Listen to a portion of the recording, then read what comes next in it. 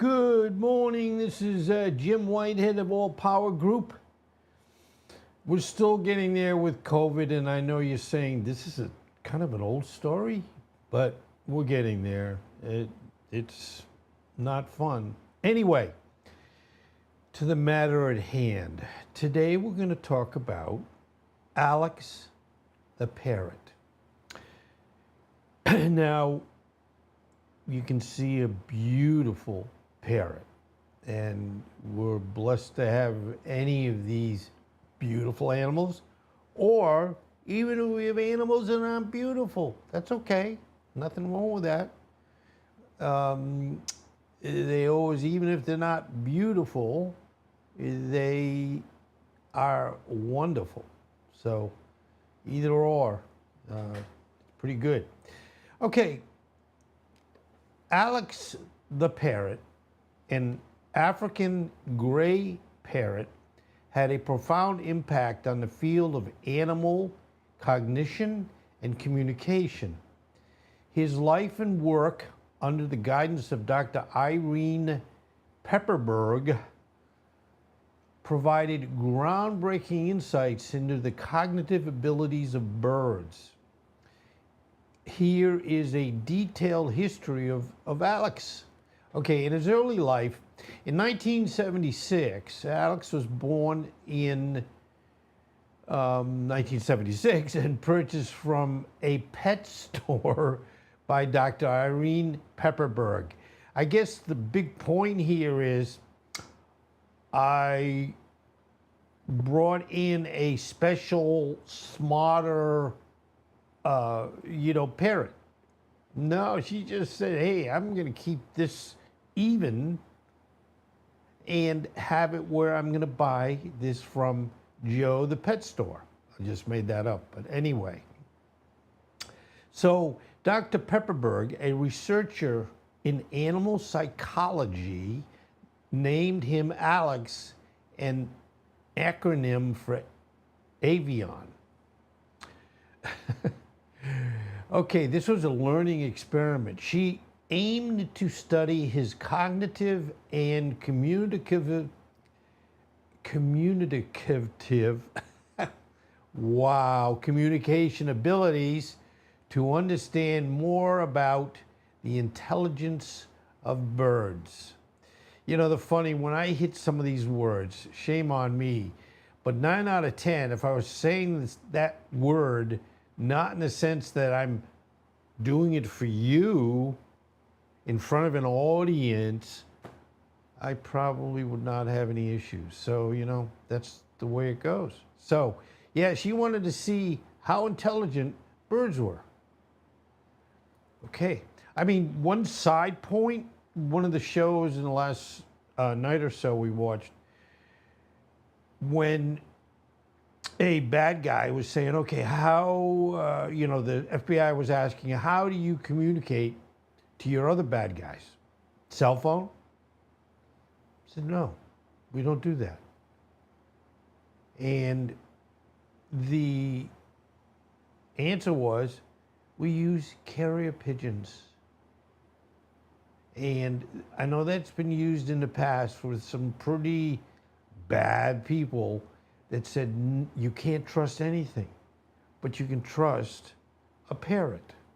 A, that they're going to certainly not have anything to do with the message directly, and B, they're going to do the job. They're going to go where they've been taught to go. So here we go. If you ever want to say, well, are animals smart? Well, that's pretty smart to me. Anyway, okay.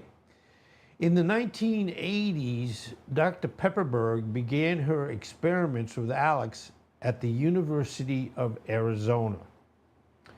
Using the model, what they call rival technique, she and her team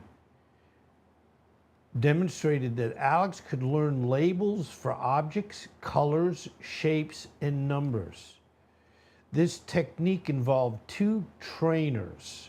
One would interact with the bird while the other acted as a rival for the bird's attention. Wow, that's interesting. Thus teaching the bird through social interaction. And you don't think they're smart? Okay. Alex learned to use around 150 words meaningfully. He could identify objects, colors, shapes, and quantities. That's pretty cool. Give him treats. How many treats? Alex's understanding went beyond more mimicry. He used words to communicate his needs and observations. He could ask for items, indicate his preferences, and answer questions about the characteristics of objects. Unbelievable. Okay, conceptual understanding. Alex demonstrated a understanding of abstract concepts such as same and different. Wow.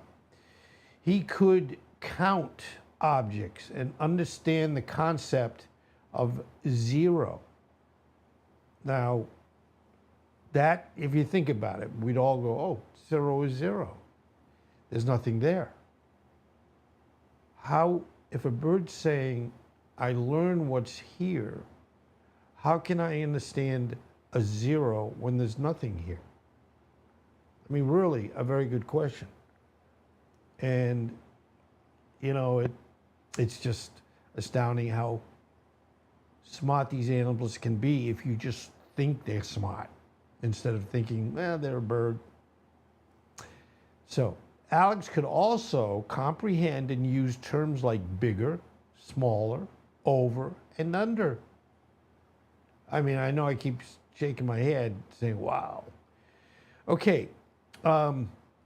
Alex exhibited signs of emotional intelligence. He expressed frustration when he couldn't complete a task and showed pleasure when he succeeded.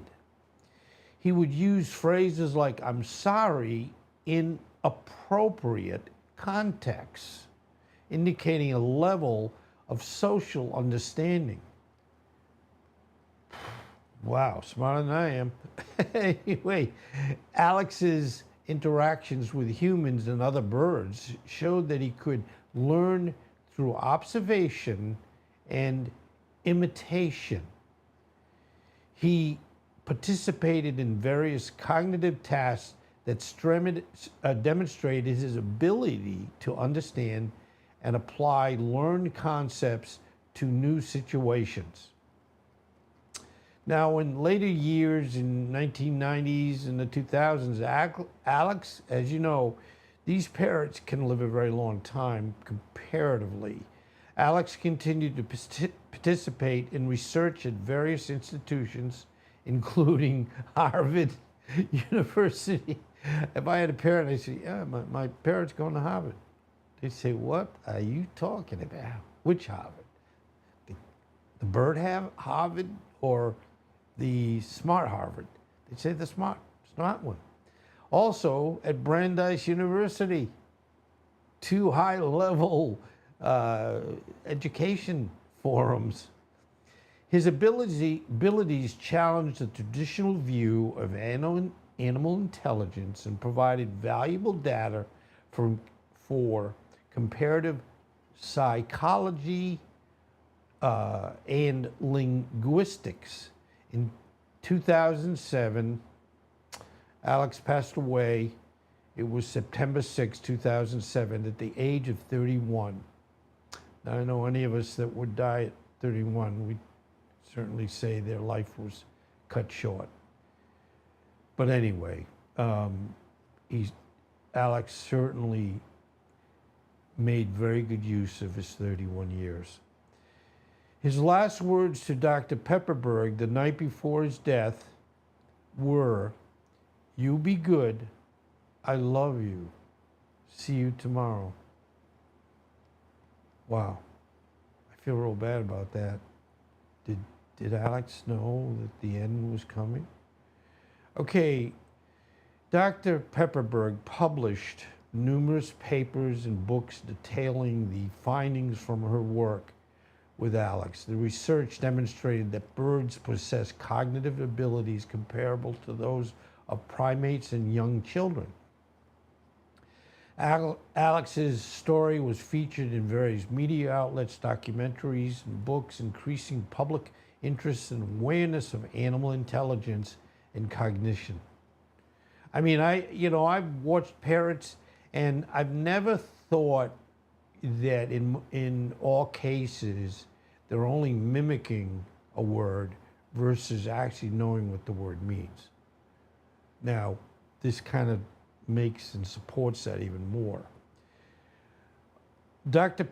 Pepperberg continues to support research into avian cognition and communication inspired by Alex's legacy.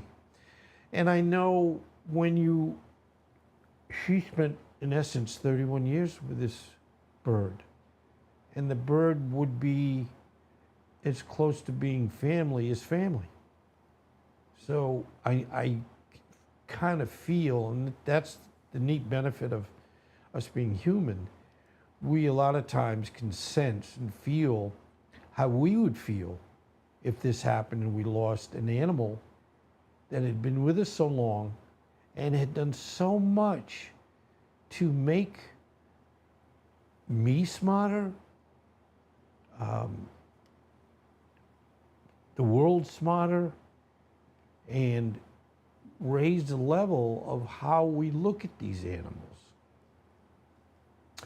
So the work significantly advanced the understanding of animal intelligence, his ability to learn and use human language, understand abstract concepts, and demonstrate emotional and social intelligence, challenged existing beliefs, and opened new avenues for research in animal cognition.